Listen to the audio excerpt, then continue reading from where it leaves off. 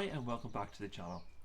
Now on this video it's quite obvious that there's no front seats here in the Traveller. So I did decide that I wasn't going to keep the bucket seats in anymore.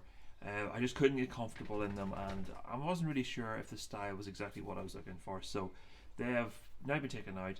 They are hopefully sold, so yeah, I want to put a pair of seats back in again. So what I'm going to be using are a pair of Mark II Cooper S front seats. I'm probably going to be getting them recovered. They are the seats, I find them really comfortable, so they're the ones I'm going to be keeping in for the foreseeable.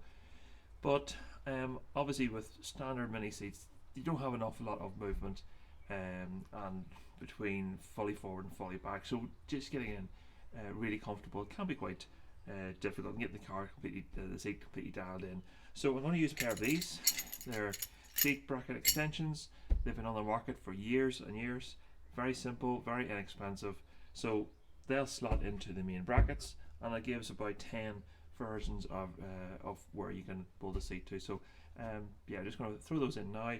They're 7/16, 7/16 slotted here, and let's throw them in.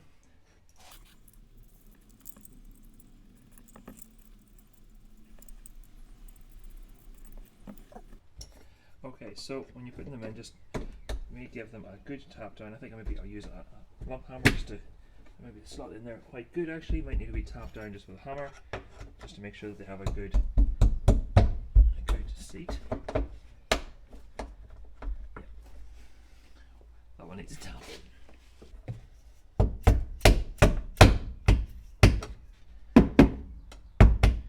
You need a good tap in, just to make sure that they're well seated and in place. And we can thread through the bolt. This one's worked itself a little bit too far. Okay, same on the other side. Washer on. So I'm actually going to use an eye lock nut as well, just to make sure it locks in tight.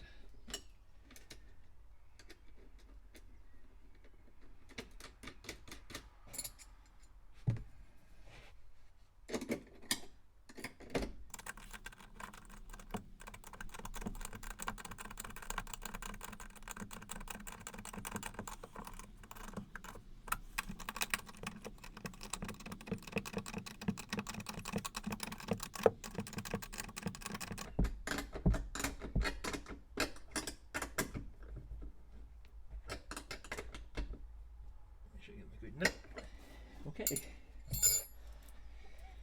so that's those fitted. Next up, let's put the seat in. So this is the seat that we're using. I said it's a Mark II, Mark III Cooper S. So I want to put them, I know I've used these before, I want to put them at the furthest back. Maybe we should move one forward.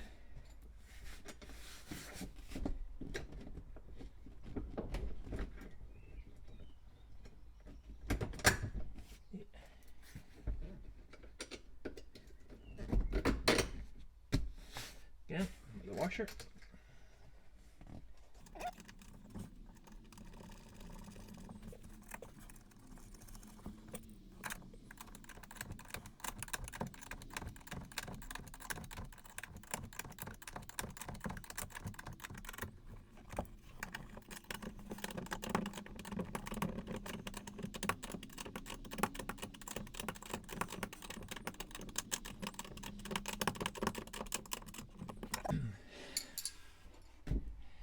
Okay, so that's that fitted. Now obviously you still want the seat to be able to tip to allow access to the rear, so that's why using the eye locks are good here. So what I do is I bring them up as tight as I can, so they're as tight as I can, and then just nip them off on both sides, just a little bit. And that will allow tipping. Both the eye lock there will stop and make sure the seat is good and tight. So that's driver's side in. Do the same on the passenger side. On the passenger side, I'm not going to put the extensions on, I'm just going to put the seat straight in on its furthest back position, because obviously the passenger seat's not used as often, and there's less chance of needing in through the back into the back seat from the passenger side. So we'll just do the other side, and that'll be that one done. Okay, so that's a very simple little job done. It's a 10-15 minute job tops, just to swap out your seats. Putting those little seat extension brackets in is a great help. Brings the seat back a little bit further, gives you a little bit more fine adjustment. I think there's about 10 places, 10 settings on it that you can use just to get the seat set the way you like. Here I'm on the full back setting on the seat. I'm not on the full back setting on the seat extension brackets, and I'm not at the lowest, so it's tipped the seat back a little bit, gives a nice rake, but being at a good distance from the steering wheel. Now these are fixed back seats. If they're recliner seats, you can maybe have a little bit more adjustment, but with this type of seat there's a lot less adjustment available. But yeah, for the moment this is exactly where I want it. I may need to drop or adjust the height of the steering column, but for the minute I'm going to drive the car as it is. Hopefully that should be enough, but if I need to do some fine tuning, that's an easy fix down the line. So yeah, thanks again for watching. Again, thanks very much for all who have already subscribed, and if you're new to my channel, would love to have you subscribe as well, because there'll be more little tech tips like this coming up, as well as and hopefully a few bigger projects too. So again, thanks very much for watching, and we'll see you on the next one.